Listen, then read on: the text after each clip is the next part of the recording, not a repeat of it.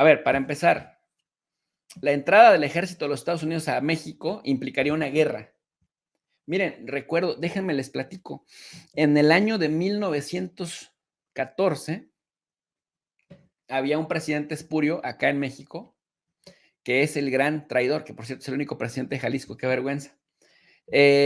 Victoriano Huerta, que traicionó a Madero, lo asesinó, y después Victoriano Huerta fue rechazado y fue despreciado por Woodrow Wilson, quien llegó con una idea muy intensa de la democracia, de la promoción de la democracia en América, en el hemisferio occidental. Y cuando digo América me refiero al continente, ¿eh? Y entonces despreciaba a Victoriano Huerta. Hubo ahí una especie de provocación de unos marinos estadounidenses en el Golfo de México. El gobierno mexicano los arresta y eso sirve de pretexto a Estados Unidos para invadir México por el puerto de Veracruz y quedarse 6 meses ocupando nuestro país. Wilson le decía al entonces primer jefe del ejército constituyente, a Carranza, le decía: oye, Carranza, yo te ayudo contra Huerta, tú nada más dame permiso, yo meto mis tropas y mis tropas te ayudan porque estábamos en plena Revolución Mexicana. Y en esa parte de la Revolución Mexicana, pues la guerra era contra Victoriano Huerta, la guerra civil. Entre 1914 y 1915 se tuvo el mayor número de muertos en un año de la Revolución Mexicana, que fue una guerra civil atroz, cruel, brutal, con muchísimos muertos. Cuando digo muchísimos muertos, hablamos como de 1.5 millones de muertos en un país que en ese tiempo tenía como 15 millones de habitantes. O sea, el 10% de la población ahorita sería el equivalente como a 13 millones de personas. Nada más para que vean a qué nos referimos. Ustedes pueden contrastar esto que les estoy diciendo, por supuesto. Pero Carranza, y por eso después se vino lo que se conoce como la doctrina Carranza, hizo algo tremendamente heroico. La doctrina Carranza consistía en que Carranza le dijo al gobierno de Estados Unidos: si lo que quieres, ojo, si lo que quieres es entrar como mediador, vale, pero nosotros no permitimos que intervengas, que interfieras en nuestro país. De los asuntos internos, decía Carranza, se encargan los mexicanos. Y Estados Unidos decía: venga, Carranza, Carrancita, hey, nosotros te reconocemos, no te aprietes el calzoncillo y déjanos entrar, te queremos ayudar para la democracia, ya sabes, la democracia. Y Carranza les dijo: no, ni más, para nada. Los objetivos de la doctrina Carranza hablaban de la igualdad entre los países, la igualdad jurídica de los estados, del respeto mutuo de las instituciones, de las leyes y de la soberanía. La doctrina Carranza hablaba específicamente de la autodeterminación de los pueblos y decía que ningún país debería intervenir de ninguna forma y por ningún motivo en los asuntos exteriores de otros.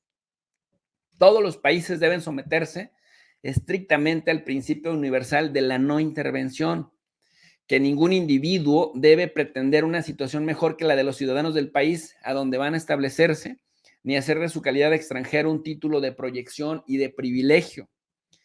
Decía Carranza: nacionales y extranjeros deben ser iguales ante la soberanía del país en que se encuentran y que las legislaciones deben ser uniformes e iguales en lo posible sin establecer distinciones por causa de nacionalidad, excepto a lo referente al ejercicio de la soberanía. Cabe señalar también que Carranza, fíjense, es que es tremendo esto que hacía Carranza. ¿Por qué? Porque Carranza estaba enfrentado a muerte contra el dictador Victoriano Huerta. Tenía una revolución que librar. Y Carranza les dijo: de acá no pueden pasar. Luego viene lo de Columbus. Pancho Villa invade Columbus en 1916 y ellos mandan a la expedición punitiva a Pershing en 1917. Después, estos que mandan en la expedición punitiva prácticamente los mandan a entrenar y nunca pueden encontrar a Pancho Villa, a pesar de que, ojo, a pesar de que Carranza le dijo a Estados Unidos, bueno, la bronca fue que ya Pancho Villa se metió a invadir. Sabemos que tienen sed de justicia, sabemos que lo quieren encontrar y estableció Pancho Villa Carranza, estableció, ¿saben? Unos límites en donde le dijo al gobierno de Estados Unidos, tu ejército no puede pasar de aquí. O sea, sí entendemos que están enojados, entendemos que tienen sed de venganza, entendemos que fue muy humillante que Pancho Villa se metiera a su país y que hiciera justicia por sí mismo en 1916, pero esta expedición punitiva no solamente trae ganas de agarrar a Pancho Villa, quieren justificar lo de Pancho Villa para establecer tropas. Esa fue la última vez que Estados Unidos metió tropas a nuestro país abiertamente. Entonces, estas imágenes que van a ver de soldados estadounidenses entrando al territorio mexicano, esto en 1917 es el contexto de la expedición punitiva, ya no se ha vuelto a ver en más de un siglo. Fue muy humillante para México. Y por eso es que Carranza les dijo, si van a entrar, no pueden pasar más abajo de, por ejemplo, ¿no? En el caso de Chihuahua, de Parral. Y cuando Estados Unidos intentó ignorar a Carranza, cuando Estados Unidos dijo, nosotros vamos a entrar hasta donde queramos, Carranza les puso el límite y les dijo, con el ejército mexicano, hasta aquí llegan. Y se dieron de bala los ejércitos de Estados Unidos y de México. Muy pocos historiadores hablan de eso, pero Carranza tuvo los tamaños para enfrentar al ejército de Estados Unidos y decirle, soberanamente te di permiso de llegar hasta esta línea. Y vaya que Pancho Villa era su super enemigo de Carranza. Es que miren, vean la visión de Carranza. De verdad, el tipo merece todo mi respeto porque era un estadista. Porque Estados Unidos en 2 ocasiones le ofrece ayuda, supuestamente, para matar a 2 enemigos de Carranza que le hubieran facilitado la vida. Uno era Victoriano Huerta en 1914 y esa ocupación militar duró 6 meses. Pero Carranza siempre la rechazó. Nada más que en 1914 Carranza no tenía tanto poder. Y ya en el 17, en 1917, cuando se da esto que estamos viendo, la expedición punitiva, Carranza le establece límites a Estados Unidos y le dice, ya sé que vienes a eliminar a otro de mis enemigos. En aquel momento, el enemigo era Victoriano Huerta. Y después, y de hecho Huerta murió en una cárcel en Estados Unidos. Y después era Pancho Villa. Y Pancho Villa era también un enemigo a muerte de Venustiano Carranza. Aún así, Carranza, por eso después la doctrina Carranza de la igualdad jurídica de los estados, de la autodeterminación de los pueblos y del principio de la no intervención, le dice, puedes entrar hasta aquí. Me parece que el límite será el Parral, Chihuahua. Y de aquí para arriba. Si quieres bajar, no te vamos a permitir. Y entonces hubo escaramuzas entre el ejército de Estados Unidos y el ejército de México, con todas las desigualdades y toda la asimetría. Imagínense que el actual presidente es López Obrador y que López Obrador conoce la historia que les estoy narrando. Si hay alguien en este país que conoce de historia desde la política, ese es el presidente López Obrador, que se conoce bien el tema de la expedición punitiva, el tema del brigadier John Pershing, que después fue a la Primera Guerra Mundial con el entrenamiento que obtuvo de meter a las tropas acá en México. Y, ojo, prácticamente este general brigadier les dio hasta para llevar.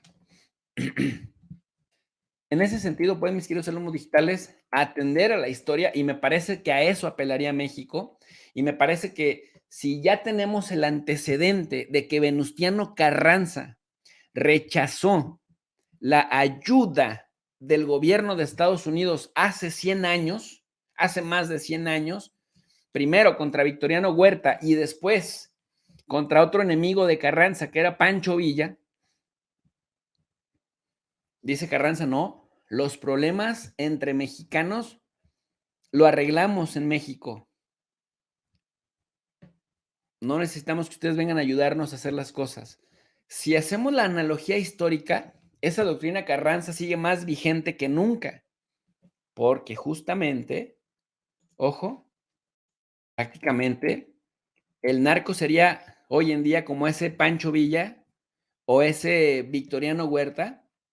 Nuevamente Estados Unidos nos tiene la propuesta supuestamente de ayudar a México a resolver el problema y tienes a un López Obrador, no tienes a un arrastrado como Vicente Fox, no tienes a un arrastrado como Calderón de presidente, no tienes a un arrastrado y temeroso corrupto como Enrique Peña Nieto. Tienes al presidente más nacionalista de la historia de México, al presidente más querido del último siglo por lo menos. En ese sentido, pues, les saldría muy mal la apuesta a los republicanos. Y una guerra de estas dimensiones traería millones de refugiados. Miren, nada más para que se den una idea, chéquense, anoten este dato, señores. Ucrania tiene 45 millones de habitantes hasta diciembre del año 2021, antes de la guerra de invasión de Rusia. Un año después, esos 45 millones ya se convirtieron en 33 millones. Hay 12 millones de refugiados ucranianos que se fueron de Ucrania. 12 millones de seres humanos menos. Ustedes imagínense lo que implicaría que el ejército de Estados Unidos viniera a México a fastidiar. ¿A dónde creen que serían los refugiados? Tenemos el Océano Pacífico por un lado, tenemos el gigantesco y profundo Golfo de México por otro lado.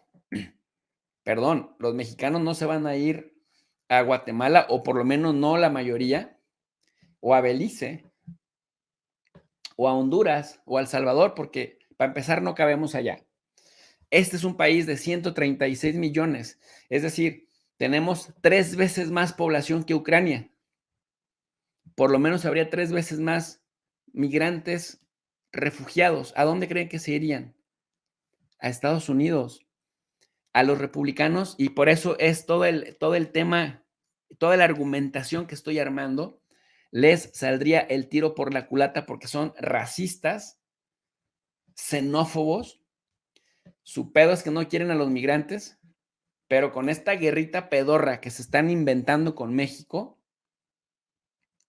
recibirían millones y millones y millones de refugiados mexicanos allá. Amén de todos los migrantes de todo el mundo que se vengan a México para de ahí meterse a Estados Unidos, porque obviamente un gobierno mexicano en guerra con Estados Unidos jamás de los jamases volvería a cuidar la frontera y le dejaría la chamba a Estados Unidos. O sea, tendrías una frontera de 3,200 kilómetros porosa para que entraran todos los que quisieran entrar. Y Estados Unidos tendría que gastar cientos de miles de millones de dólares para cuidar su frontera, chamba que en buena medida hace México.